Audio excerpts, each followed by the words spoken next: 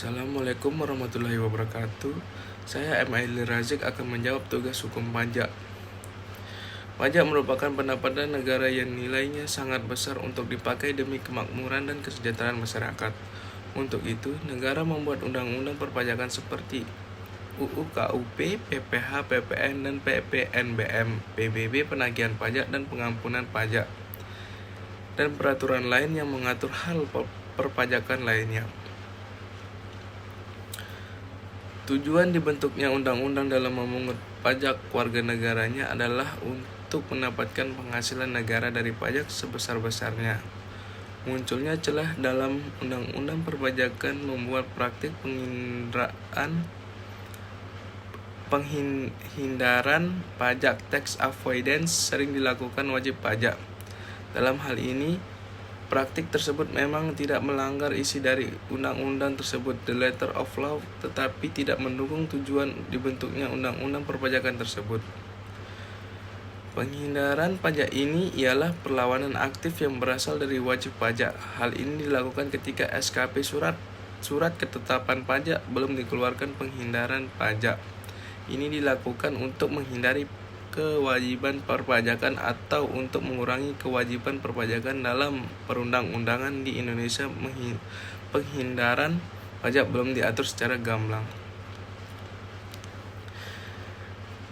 Target penerimaan pajak di tahun 2020 adalah sebesar 1.642 triliun. Target penerimaan pajak tersebut harus meningkatkan kewaspadaan petugas pajak, khususnya bagi akun representatif dan pemeriksa pajak seluruh KPP dalam mengawasi dan wajib pajak yang terindikasi melakukan praktik penghindaran pajak. Karakteristik dan praktik. Karakteristik wajib pajak yang melakukan penghindaran pajak dapat dibedakan menurut golongan wajib pajak, mulai dari pajak besar sampai wajib pajak biasa-biasa saja. Wajib pajak besar cenderung memanfaatkan kemampuan dan keuangannya yang besar untuk menyewa orang-orang yang handal dan tahu celah-celah di dalam undang-undang perpajakan. Sedangkan wajib pajak biasanya menahan untuk mempergunakan pekerja pada sesuatu hal untuk menghindari pengenaan pajak. Praktik penghindaran pajak masih dilakukan karena adanya pepatah kuno yang menyatakan tak seorang pun suka membayar pajak. Banyak cara yang dilakukan wajib pajak dalam menghindari pajak. Cara yang dilakukan antara lain sebagai berikut. Pinjaman ke bank yang nominalnya besar. Pasal 6 ayat 1 huruf A Undang-Undang Pajak Penghasilan memasukkan bunga menjadi biaya yang secara langsung atau tidak langsung berkaitan dengan kegiatan usaha. Wajib pajak meminjam ke bank dengan nominal yang besar sehingga bunga pinjaman semakin besar pula. Bunga pinjaman ini dibebankan dalam laporan keuangan fiskal wajib pajak. Tetapi pinjaman tersebut bukan untuk menambah modal wajib pajak sehingga penjualan tidak berkembang dan membuat keuntungan tidak bertambah. Pemberian natura dan kenikmatan. Pemberian natura, penyediaan makanan dan minuman bagi seluruh pegawai serta penggantian atau imbalan dalam bentuk natura dan kenikmatan di daerah tertentu tidak boleh dibebankan menjadi biaya yang dapat dikurangkan.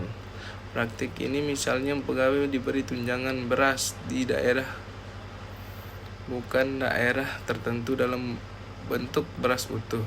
Praktik ini sebenarnya tidak boleh dibiayakan dalam laporan keuangan fiskal perusahaan karena beras tersebut bukan merupakan penghasilan dari karyawannya.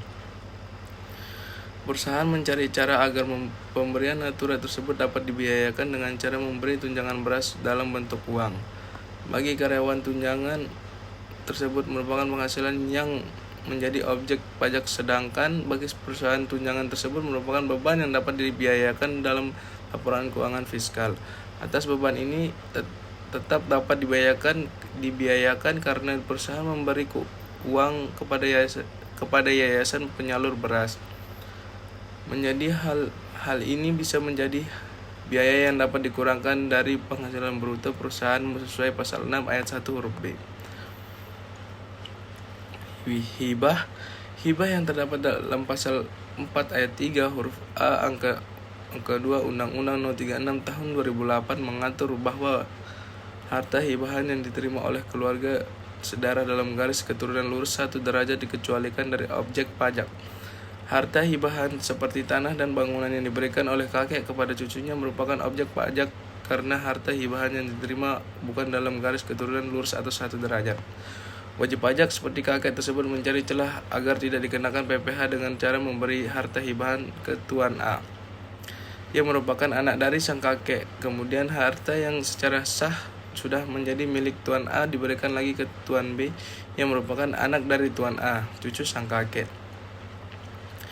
Pemanfaatan PP nomor 23 tahun 2018.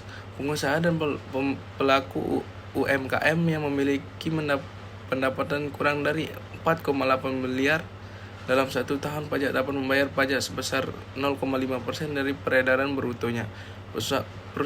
Pengusaha nakal dapat saja menggunakan fasilitas ini bila wajib pajak tersebut memiliki usaha pribadi dan badan dengan cara memecah-pecah laporan keuangan dari semua usaha wajib pajak.